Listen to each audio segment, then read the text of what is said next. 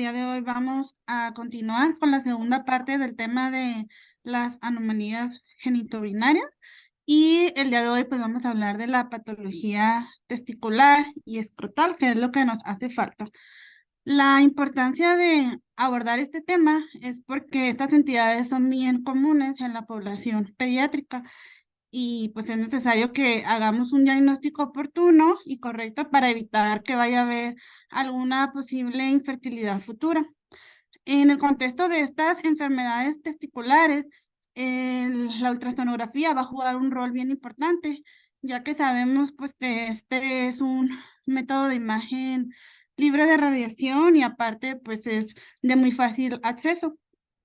En particular, se prefiere que el transductor sea de alta frecuencia para poder valorar más precisamente lo que es la morfología testicular, así como también la vascularidad del escroto, ya que pues esto nos va a permitir hacer nuestros diagnósticos diferenciales. Y pues básicamente podemos englobar la patología testicular con la nemoctenia de las 3T, que sería lo que es el trauma testicular, los tumores, la torsión y las lesiones que van a imitar los tumores. Y bueno, entonces los temas que vamos a revisar el día de hoy va a ser la epidimo-orquitis, la torsión testicular, la torsión del apéndice, vamos a mencionar algunos tumores testiculares y por último abordaremos el trauma testicular. Y bueno, nada más así como que una breve introducción de la anatomía del testículo, pues nada más hay que recordar que estas son pues órganos sexuales que son análogos a los ovarios, ya que pues nos producen las hormonas, los andrógenos, básicamente la testosterona. Y aquí estamos viendo unos esquemas de cómo están formados estos. Vemos ahí la primera imagen, que la capa más superficial del testículo va a corresponder a una cápsula de tejido conectivo fibroso, que es la que conocemos como túnica alugínea. Esta se va a disponer perpendicularmente para dar origen a unos septos. Estos septos están bien fibrosos y este nos divide a nuestro testículo, como vemos ahí en la imagen, en varios lóbulos.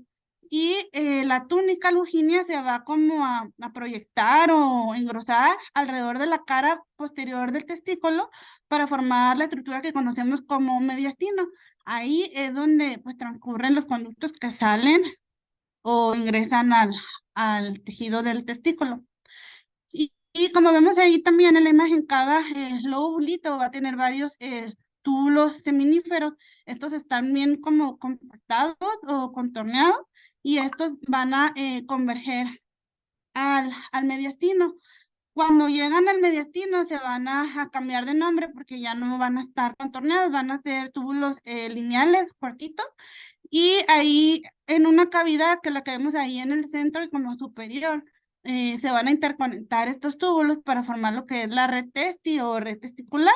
Ahí es donde ya da origen a los conductos eferentes que van a desembocar en el epidimo, que es la estructura así como cilíndrica que está ahí a lo largo y al margen posterior del testículo. Y este pues finalmente ahí es donde continúan hacia llegar a los conductos deferentes, que este conducto pues es donde sale el esperma ya hacia los conductos eyaculadores después de que ya maduró el espermatozoide y todo ahí en el epidimo. La segunda imagen ya vemos la anatomía un poquito más externa.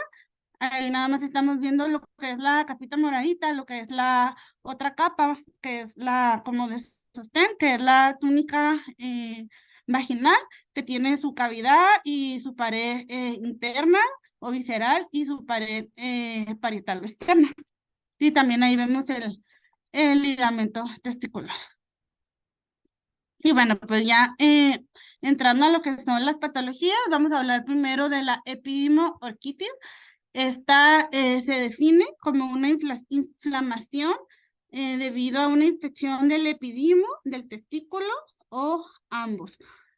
Es poco frecuente que nada más se inflame o se infecte el testículo, casi siempre van a estar las dos juntas, por eso se está abordando así. Y en cuanto a la etiología de esta enfermedad, pues va a depender si el paciente ya ha iniciado la vida sexual activa o no. Si el paciente ya tiene relaciones sexuales, que usualmente son pacientes ya un poquito más grandes, a partir de los 15 años, pues el patógeno va a ser un poquito diferente. En este caso, hay que buscar lo que es la Neisseria gonorrea y Clamidia trachomatis, ya que estas pues se dan porque va a haber un paso retrógrado pues desde el tracto genitourinario. En general, en el resto de la población infantil, los patógenos que van a estar involucrados, pues van a ser virus, puede ser la E. coli o el Staph aureus, entre otros, pues menos graves, por así decirlo. También muchas veces se ha visto que esta entidad se puede asociar cuando a los niños se les infectan las glándulas parótidas. Usualmente esta viene después de unos 3 a 5 días, después de que ocurrió la inflamación de las parótidas. En este caso, pues hay que buscar el contexto clínico. Si el paciente presentó fiebre, malestar general, mialgia, pues entonces ya nos hablaría de esta entidad. En cuanto a la epidemiología, se ha visto que la incidencia es de 1 por cada 1000 niños se van a ver afectados de manera anual. También, pues, otro tipo de transmisión o de infección de esta, aparte de lo que comentaba, por una infección ascendente, también puede ser por siembra directamente o también vías hematógenas que son casos un poquito menos frecuentes. Y bueno, en cuanto a la clínica que van a tener los pacientes con esta entidad, es que van a tener un inicio gradual del escroto doloroso, puede haber hinchazón, eritema, pueden tener disuria, enuresis, poliaquiuria, y también es bien común encontrar el signo de PREM. Hay que recordar que este signo va a ser positivo cuando el paciente en bipedestación le levantamos pues el hemiscroto doloroso. Y si este baja o alivia el dolor, pues entonces hablaríamos de que es un signo positivo que se asocia a esta entidad. Si vemos que al contrario, pues no mejora, pues ya nos haría sospechar del otro diagnóstico diferencial, que sería la torsión testicular. Aparte de la torsión testicular, también podemos ver que un diagnóstico diferencial podría ser la celulitis o la hernia discal. Entonces es por eso que es importante conocer las entidades, las manifestaciones y también los hallazgos que vamos a encontrar por ultrasonido.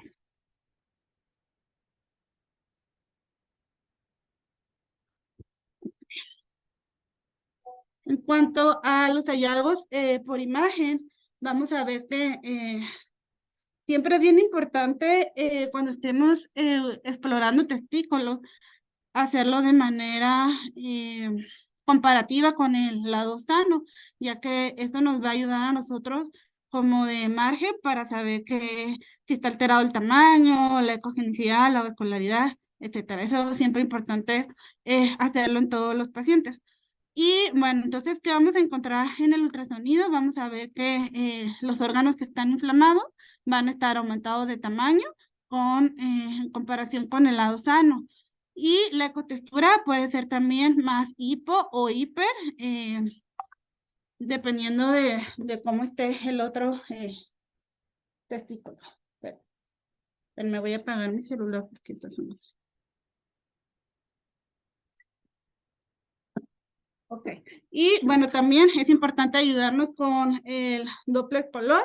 En este caso, el flujo de las arterias va a seguir siendo de baja resistencia en esta entidad. Y bueno, aquí tenemos el esquema. En este caso, el dibujito, pues nada más no está afectado el testículo como vemos ahí, nada más está inflamado el epidimo, pero pues no es igual, nada más algo representativo. Y tenemos aquí una imagen de ultrasonido ahí a la izquierda con la aplicación del Doppler color. Vemos la flechita que está más pegada al dibujito, es el epidimo, y el resto pues sería el testículo. Lo vemos como una ecogenicidad que se ve heterogénea y al momento de que se le aplicó el Doppler color, pues lo vemos que está muy hiperémico. En este caso, pues bajo el contexto del adolescente que tenía un dolor agudo, pues correspondía a la epidimoorquitis. Acá tenemos otro caso de un niño que tenía 12 años de edad y llevaba una semana de dolor en la cadera derecha. Se le realizó una resonancia magnética. Aquí tenemos el ejemplo de un corte coronal, donde vemos como el lado derecho, en la zona del pues, hemiscroto, está con una alta señal o una alta intensidad. Es por eso que se le decide, pues, como no se dio el dolor, realizar un ultrasonido, que es la imagen que estamos viendo. Es un ultrasonido transversal, donde estamos comparando ambos testículos y vemos el testículo del lado derecho más agrandado en comparación del testículo izquierdo. Lo vemos también más heterogéneo. Vemos también la flechita azul, que sería el epidimo, que también se ve más agrandado. Y la flechita que está como curveada hacia arriba, pues es parte de una pequeña colección o el hidrocele. También el hidrocele reactivo es bien frecuente encontrarlo bajo esta entidad. Y al momento de que se le aplicó el Doppler color, también de manera comparativa con el lado sano, vemos cómo está mucho más hiperémico el lado derecho. Entonces, en este caso, pues se confirmó que se trataba de una epidimoorquitis también. La siguiente entidad que vamos a ver va a ser la torsión testicular. Esta la podemos definir como una rotación del testículo con una torsión acompañada del cordón espermático. Esto va a provocar que haya pues isquemia testicular y posteriormente haya necrosis. El diagnóstico de la torsión testicular pues debe de ser bien rápido, bien preciso, porque pues es importante salvar el testículo. La literatura dice que realmente la tasa de rescate puede ser hasta un 100% si se hace el diagnóstico y se trata dentro de de las primeras 6 horas que se realizó dentro de las primeras de las 6 horas que el paciente presentó los síntomas, pero la tasa va a disminuir hasta un 20% si pues se retrasa de 12 a 24 horas. Y también es bien importante mencionar que nunca el ultrasonido va a suplir la exploración quirúrgica, es decir, si el paciente realmente muestra una clínica de dolor así agudo y el clínico o el médico tratante puede realizar la exploración en quirófano para pues evitar retrasar más tiempo eso y se pueda salvar su testículo. En cuanto a la etiología, lo más común es que sea trauma, pero pues también puede ser por ahí algunas anomalías anatómicas. En cuanto a la epidemiología, te mencionaba que ocurre en adolescentes y neonatos en un de 4.5 por cada 100.000 hombres, por cada 100.000 hombres, perdón. Y bueno, en cuanto a las manifestaciones clínicas que van a presentar estos pacientes, pues va a ser diferente al anterior, porque este dolor va a ser inguinoescrotal de una manera más aguda, no se va a ir haciendo paulatinamente. Muchas veces el paciente puede referir que el dolor se va hacia el abdomen y podemos visualizar también que el hemiscroto va a estar bien eritematoso. En cuanto al diagnóstico diferencial, pues lo vamos a hacer con la patología que les comentaba ahorita, también lo podemos hacer con la torsión del apéndice testicular o también con hernias inguinales, sobre todo las que están estranguladas. Y bueno, en cuanto a los hallazgos por imagen, pues en el ultrasonido, al principio cuando todavía es agudo, puede ser que el parénquima del testículo no lo veamos tan diferente al testículo sano.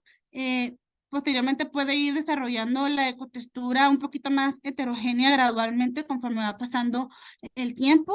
Y cuando ya está un poquito más asentada la patología, ya podemos ver las áreas, pues ahí hipo que se tratarían de necrosis o incluso áreas también de hemorragia, lo podemos ver. En el caso aquí sí es bien importante la aplicación también del Doppler color, donde vamos a ver que el flujo sanguíneo va a estar ausente o disminuido en todo el parénquima testicular. Y bueno, aquí tenemos el caso de un masculino de 12 años que tenía dolor en la región del hemiscroto izquierdo. Aquí estamos viendo la imagen que, pues, a la clínica, el testículo izquierdo estaba ligeramente, pues, más elevado en comparación del derecho. Y aquí estamos viendo un ultrasonido de este caso transversal comparativo de ambos testículos, donde vemos que el testículo izquierdo está un poquito más agrandado que el lado derecho. Y al momento de aplicar el Doppler color, también vemos que hay una simetría en la vascularidad de esto. Resalta que el testículo izquierdo pues está marcadamente menos vascularizado que el lado derecho.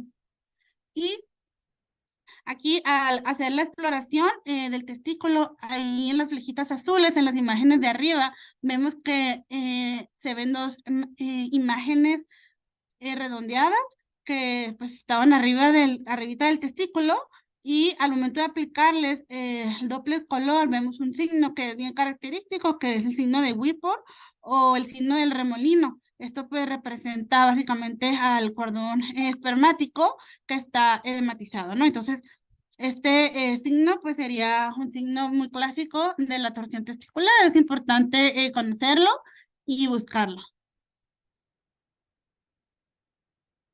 Y al momento de que se hizo la exploración quirúrgica, pues aquí vemos cómo efectivamente estaba con la torsión. Y bueno, la siguiente patología que vamos a hablar va a ser la torsión del apéndice testicular.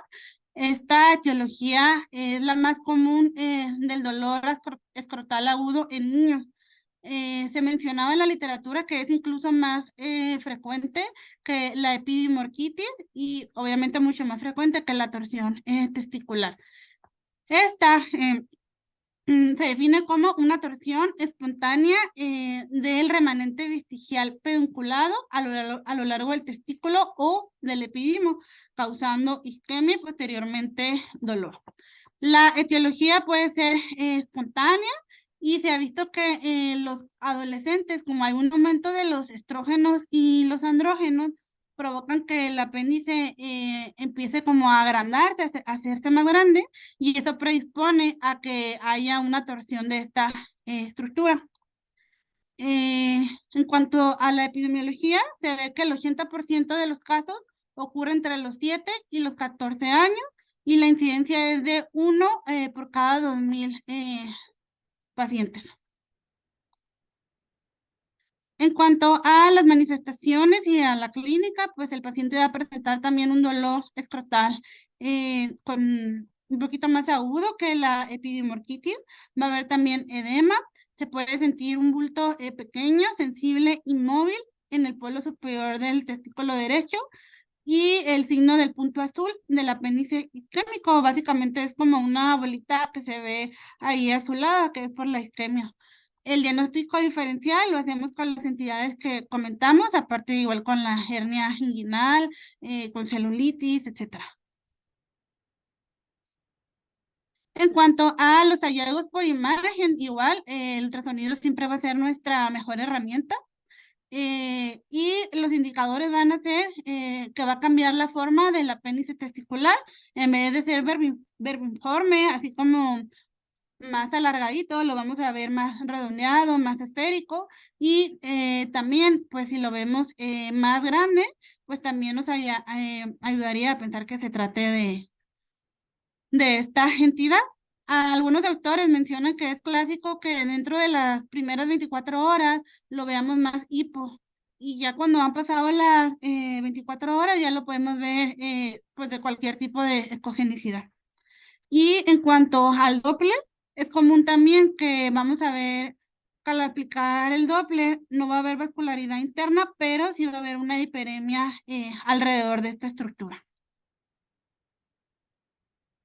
Y aquí tenemos el caso de un paciente de 5 años que presentaba dolor, tenía edema del testículo derecho, de aproximadamente 8 horas que había iniciado el padecimiento actual. Y estamos aquí viendo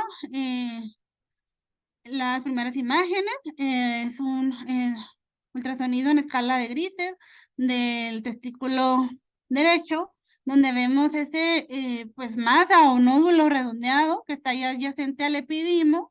Lo vemos más hipo que el testículo, y al momento que le están aplicando ahí el Doppler Power, vemos que internamente no presenta vascularidad, pero periféricamente pues sí. Y aquí estamos viendo en las imágenes de abajo, eso sería un caso de cómo lo debemos de encontrar en un paciente normal. Vemos la primera imagen, la forma, como es un poquito más vermiforme, alargado, y vemos que la cogenicidad es igual al testículo. Igual, cuando le aplican el power, vemos que si hay vascularidad, pues también interna, ¿no? Entonces, pues en este caso también se trataba de la torsión del apéndice testicular, la de la parte de arriba. Y bueno, vamos a hablar entonces ya de lo que son los tumores testiculares. Estos van a representar del 1 al 2% de los tumores sólidos infantiles, y realmente son más común que se presenten en edad ya reproductiva. Estos neoplasias o tumores es bien importante también el diagnóstico precoz y oportuno, porque pues tienden muchos a ser altamente curables cuando se hace el diagnóstico temprano. Los factores de riesgo que puede haber para que los pacientes desarrollen las neoplasias testiculares es pues la criptorquidia, también la historia familiar de cáncer testicular, que el mismo paciente haya ya presentado cáncer testicular, la infertilidad y la microlitiasis. La microlitiasis puede ser un poco controversial según algunos autores, porque muchos dicen que no va a predisponer, que realmente más bien están ahí, cuando hay tumores están asociadas a la microlitiasis, pero no significa que el paciente lo va a desarrollar. Entonces, de todos modos, lo agregamos pues para que sepamos que no está muy bien estudiada esa parte. Y en cuanto a la presentación clínica de las neoplasias testiculares, es que es común que los pacientes vayan a presentar una masa testicular o inguinal que muchas veces es indolora.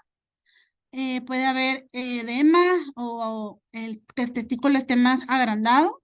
Muchos pacientes pueden referir dolor abdominal, dolor de espalda, y muchos pues cuando ya hay, por ejemplo, MES, o cuando estamos hablando ya de linfoma, pues ya entrarían los síntomas consultivos como la pérdida de peso, la fiebre, las mialgias, etcétera. Y en cuanto al abordaje para las neoplasias testiculares, también se va a preferir el ultrasonido. Se prefiere también un transductor de alta frecuencia, ya que este método de imagen nos va a ayudar a diferenciar lo que son las masas para ver si están intras o extratesticulares, también para ver cuál va a ser la composición de estos tumores, si son quísticos, sólidos, o muchas veces pues también pueden ser de los dos, es decir, mixtos. Y el ultrasonido pues realmente sí tiene una alta sensibilidad y especificidad para las neoplasias, muy cercano al 99%. En casos ya más complejos o que haya duda, pues se prefiere la resonancia magnética como complemento, y la tomografía se utilizará en aquellos casos ya cuando está el diagnóstico, sobre todo para hacer la estadificación del cáncer. Y bueno, eh, los tumores testiculares los podemos clasificar en dos grupos, o algunos autores los pueden clasificar hasta en 6 grupos. Básicamente tenemos los primeros 3 grupos, que casi todos la literatura los mencionaba. El número 1 serían los tumores de las células germinales. El número 2, que serían los tumores del cordón sexual y del estroma. Y dentro del grupo 3 encontraríamos las misceláneas. Aquí no las separan, pero podemos englobar en las misceláneas ya lo que es los tumores fibrosos, los linfomas, etc. De estos, los tumores de células germinales los podemos también subdividir, y los tumores de células germinales van a ser los más frecuentes, representan hasta un 95%. Los tumores del cordón sexual y del estroma van a representar un 5%, y los misceláneos pues serían mucho menos frecuentes. Y dentro de los tumores de las células germinales podemos encontrar 2 o 3 grupos dependiendo de los autores, pero casi todos concluyen en que lo dividimos en seminomas y en no seminomatosos. Dentro de los seminomas, estos van a corresponder a un 50%, y podemos encontrar el clásico, el anaplásico y el espermatocítico. Dentro de la subdivisión de los no seminomatosos, de estos, de las células mixtas, que se refiere a que están compuestos por más de 2 estirpes diferentes, va a corresponder a un 30%. Después sigue el carcinoma embrionario, que corresponde a un 10%, después el teratoma, que representa un 4%, y por último, el saco vitelino y el coriocarcinoma son menos comunes encontrarlos. Podemos ver que van a ser bien raros y corresponderían a menos del 1%. Y bueno, entonces aquí tenemos el primer tumor que les comentaba, el seminoma. Se define al tumor maligno de origen germinal sin cualquier otro elemento embrionario.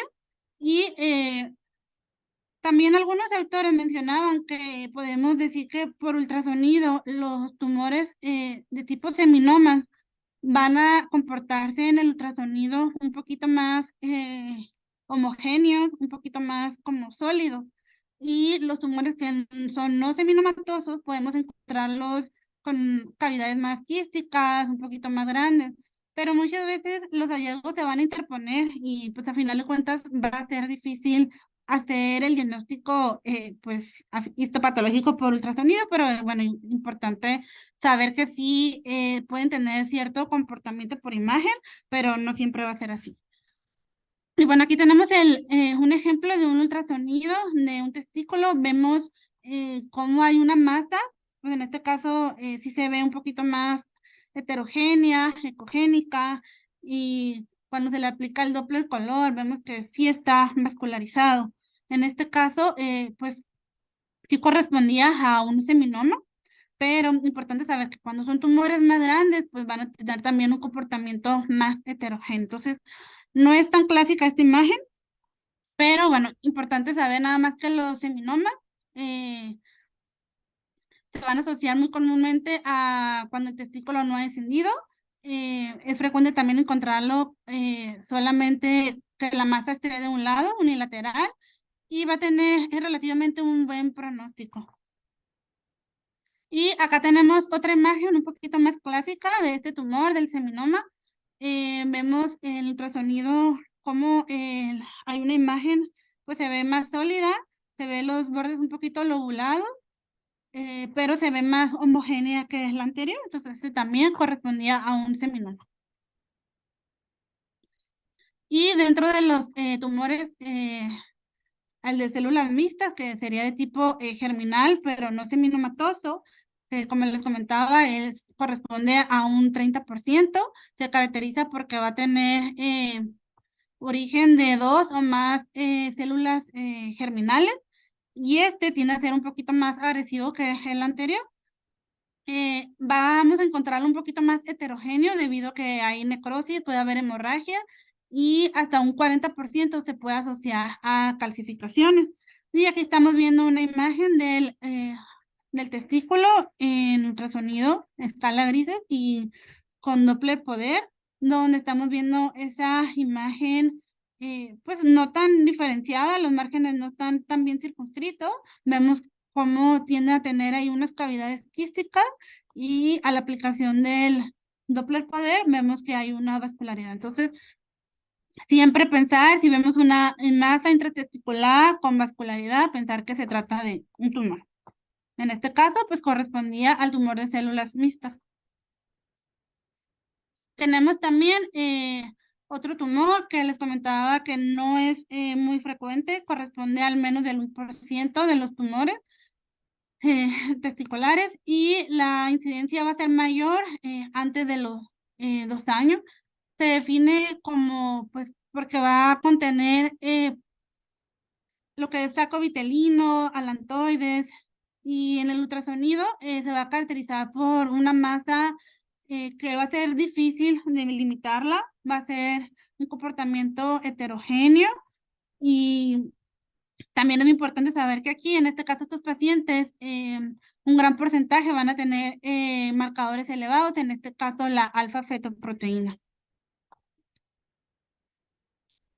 Otro tumor que encontramos también, que les comentaba corresponde a un 4%, es el teratoma. Se define porque va a contener elementos de las 3 capas germinales, y la incidencia más alta va a ser pues antes de los 4 años de edad. Y aquí estamos viendo una imagen del ultrasonido en escala de grises. Vemos pues una masa que se ve ahí ecogénica, compleja. En este caso, pues el niño no presentaba dolor, pues se palpaba la masa o el tumor, y pues estamos ahí identificando en el centro de esa imagen ecogénica que está rodeada por un componente líquido. En este caso, pues correspondía a un teratoma. También tenemos los tumores del estroma, del cordón. En este caso, aquí entrarían, como venía en la tablita, las células de Leydig, también tenemos las de la granulosa o las de Sertoli. En este caso, hablando del tumor de células de Leydig, va a corresponder a 1 a 3% de estos tumores. La incidencia puede ser a cualquier edad, y se asocia a ginecomastia. Estos pacientes es común que la presenten, ya que, pues si recuerdan, este tipo de células son las que producen los andrógenos, ¿no? Al momento de la exploración por ultrasonido, vamos a documentar una masa sólida que usualmente tienden a ser pequeñas, las vemos bien definidas, redondeadas, y también pues una ecogenicidad un poquito más hipo que el testículo. Tenemos también el otro grupo que les comentaba, los misceláneos, que sería el linfoma, el más clásico de este grupo. Va a representar el 5% de los tumores testiculares. Casi siempre los linfomas pues van a provenir de las células B. Y esto siempre recordar que se pueden presentar ya de una manera más bilateral, a diferencia de los anteriores. La característica de estos tumores es que tienden a ser infiltrativos o a ser pues una masa como muy grande localmente. Y aquí estamos viendo imágenes de tomografía, como vemos pues una lesión que se ve ahí infiltrativa en el testículo izquierdo, y vemos en las otras reconstrucciones, en la coronal, cómo tiende a infiltrar lo que es el cordón espermático. Y en la última imagen en el corte axial, vemos un conglomerado ganglionar retroperitoneal. En este caso, pues se le hizo el estudio y el abordaje al paciente y correspondía con el linfoma.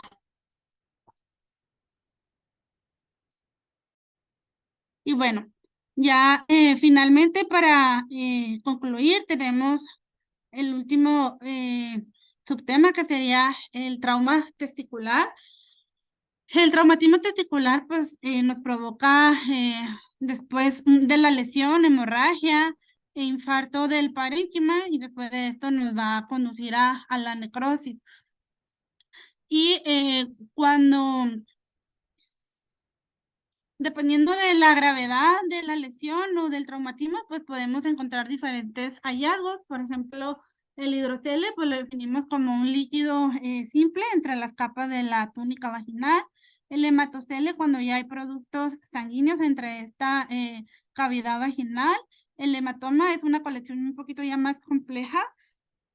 La fractura testicular es cuando hay una ruptura del parénquima, cuando hay una discontinuidad del contorno, y rotura hablaríamos ya cuando hay extrusión del parénquima testicular. También podemos encontrar la vascularización, podemos encontrar lo que es la epidimitis tipo traumática, que pues vamos a encontrar hallazgos muy parecidos a la inflamación del epidimo, que es agrandamiento, hiperemia, y podemos encontrar también lo que es la ectopia testicular de tipo traumático, pues cuando no encontremos el testículo ahí en el escroto, pues hay que buscarlo pues en el conducto inguinal o incluso irnos hasta el abdomen, ¿no?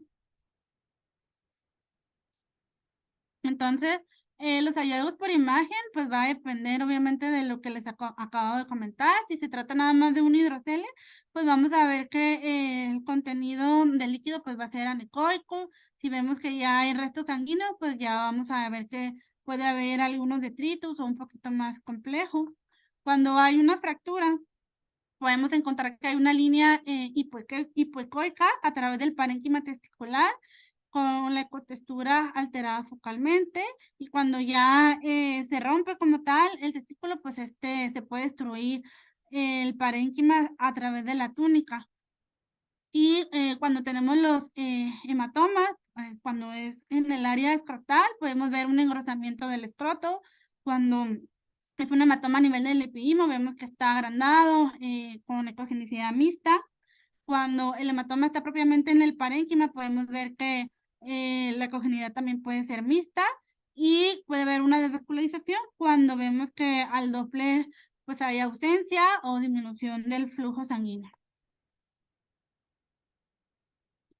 Y bueno, aquí tenemos el caso de una ruptura testicular. Vemos la primera imagen del ultrasonido, un testículo con cambios en la ecogenicidad, lo vemos un poquito más heterogéneo, y al momento de aplicar el Doppler color lo vemos también un poquito más hiperémico, se ve los bordes irregulares, y hay una discontinuidad de la túnica albuginia, que es las flechitas blancas que están ahí.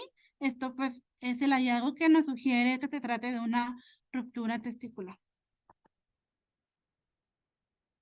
Y también es importante, si tenemos a la mano el ultrasonido con contraste, donde se utilizan las microburbujas, pues hay que utilizarlo, ya que nos va a ayudar también a ser más precisos en el abordaje de estas entidades, porque ayuda a ver realmente si hay o no vascularidad, ya que las burbujas pues van a representar si hay vascularidad interna o no del testículo. Y también, como en este caso, pues se trataba de una fractura, y vemos que la imagen del medio pues es un ultrasonido con contraste, donde las flechitas blancas nos están delimitando esta línea de fractura. En este caso pues se trataba de un traumatismo testicular, que tiende a ser un poquito pues más precisa, ¿no? Que la escala de grises y el Doppler color. Y bueno, pues eso sería todo de mi parte.